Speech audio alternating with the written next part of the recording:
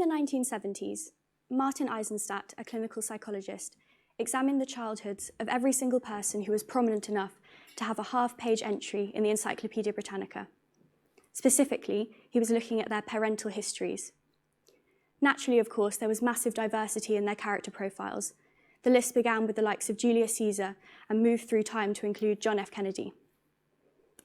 Eisenstadt wasn't really interested in their specific fields of achievement, though. What he was really doing was testing a theory that correlated losing a parent at an early age and going on to achieve great success later in life. Building on this idea, in the early 2000s, Malcolm Gladwell termed the unusual phrase eminent orphan. An eminent orphan is defined as a child who loses one or both parents before their 18th birthday. In the UK, a child is bereaved every 22 minutes.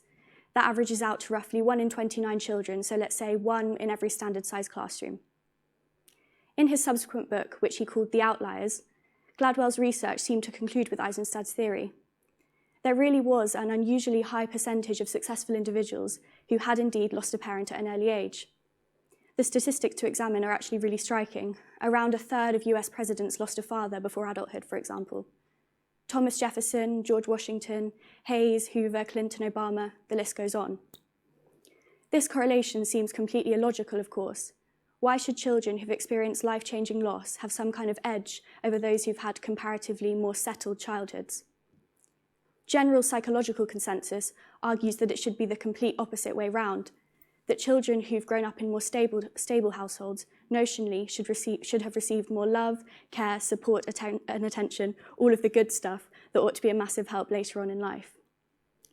Undeniably, though, as callous as it sounds, experiencing big trauma does require a swift employment of hardiness and grit. With these qualities ingrained in foundational years, perhaps a child is more hardwired to keep pushing forwards. When you're a child and your parent dies, the foundation of your identity is irreversibly upturned. Practically, it consumes your whole life. There is now probably an income missing from the family, an extra pair of hands disappeared from the chalkboard. Your surviving parent is possibly overwhelmed with extra hours at work or organising wills and funeral arrangements in the short term, so suddenly there's one less person to pick you up from school or to cook you dinner. One less person to arrange Christmas or teach you how to ride a bike. Your surviving parent does the absolute best they can, of course, but it's just too much for one person to take on at such short notice. Older relatives and younger siblings will still need looking after, and that responsibility, at least in part, will likely fall to you. Your job is not just to be a child anymore. You have a role now, a responsibility thrust upon you that negates the luxury, for want of a better word, of time to just be sad. There is no respite from this sadness, of course. There's no bringing your parent back, and I mean try and tell an 8-year-old child who's just lost their mother or father that anything in the world could be worse than that. The alienation you now feel is only exacerbated by the role that you have to play.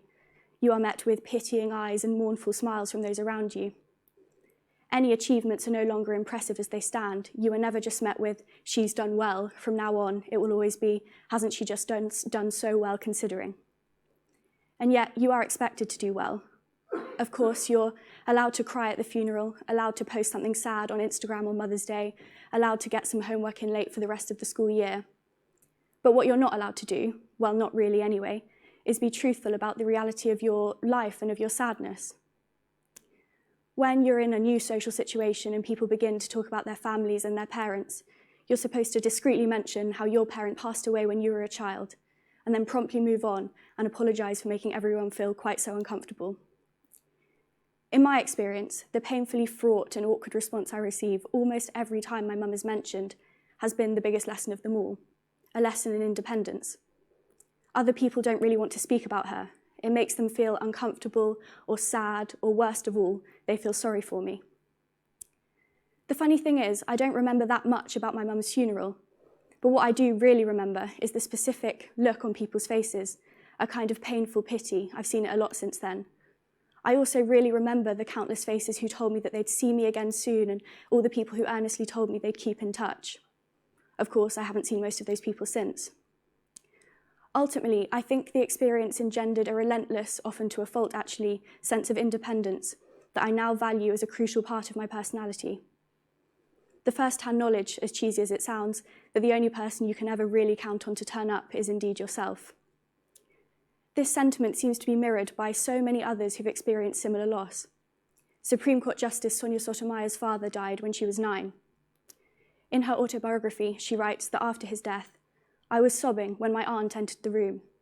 'Sonia,' she said, 'you have to be a big girl now, you have to be strong.' For her, this was a kind of turning point. She writes, 'The only way I'd survive was to do it all by myself.' Perhaps then this goes some way in explaining Eisenstadt's theory. Or, as Dean Keith Simonton wrote in Origins of Genius, such adverse events nurture a personality robust enough to overcome the many frustrations and obstacles standing in the path of success."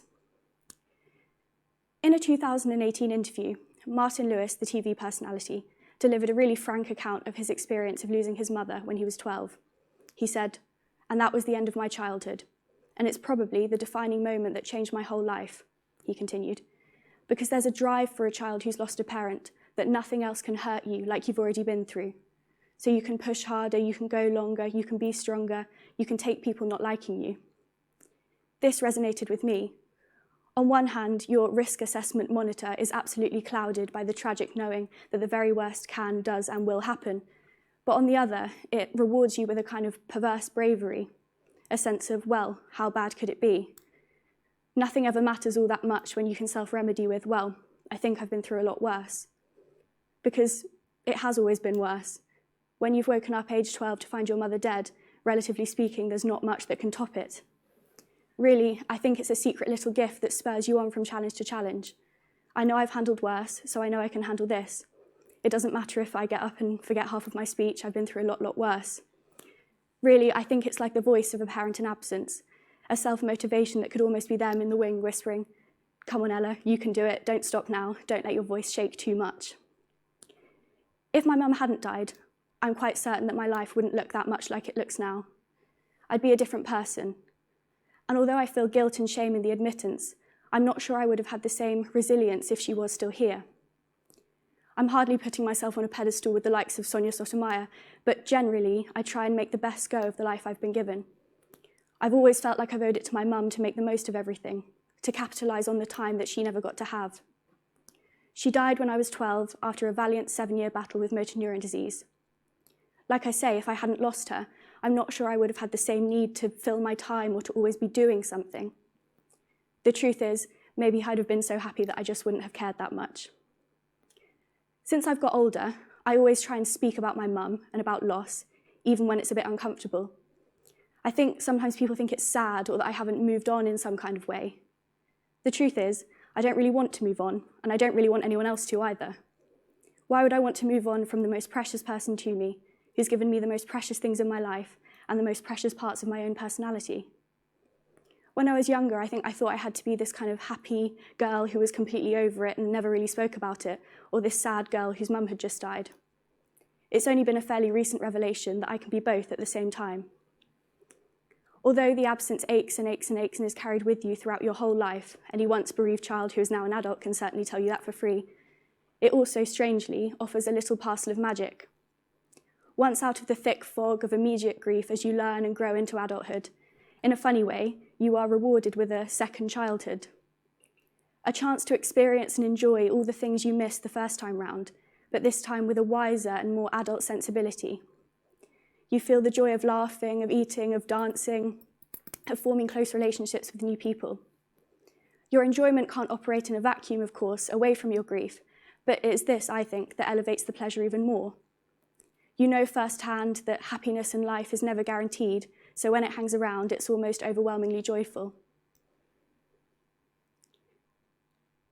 Really, if I hadn't lost my mother, like I say, I wouldn't have had the same resilience and need to always do things. I also think I wouldn't enjoy life to the extent that I enjoy it now. I'm at a stage now in my life where every time I see a mother playing with their child, I almost cry from happiness. It's a happiness born of sadness maybe, but it is a happiness. I just feel so pleased for them both. Every time my friends care for me, I feel almost sick with gratitude. It feels like something I've been missing out on for almost my whole life. I think that might sound a little bit self-indulgent or something, but the truth is I just know how much it would have meant to me to hear somebody say that when I was 12 or just after I'd lost a parent. That my identity could hold the space, that my identity could hold space for the facets of my own personality and the death of my mother without one compromising the other. Of course, I wish more than anything that she was still alive, but with the acceptance that she isn't, she has still, amazingly, managed to enrich my life immeasurably in so many ways, even in absence. That's the gist of what I'm trying to say, really, that you can restore that sense of individuality, your personality, your sense of self, and ultimately your joy. It doesn't matter if you're never eminent enough to get a half-page long entry in the Encyclopedia Britannica. It is your given right, and I think your special hidden gift, to utilise your thrust upon independence and hardiness and grit, to achieve the life that your missing parent would really wish for you, to do all the things that they'd be telling you to do if they were still here. Mainly, though, to achieve the life that you really want, and one that I think, after all your heartbreak, that you really, really deserve. Thank you.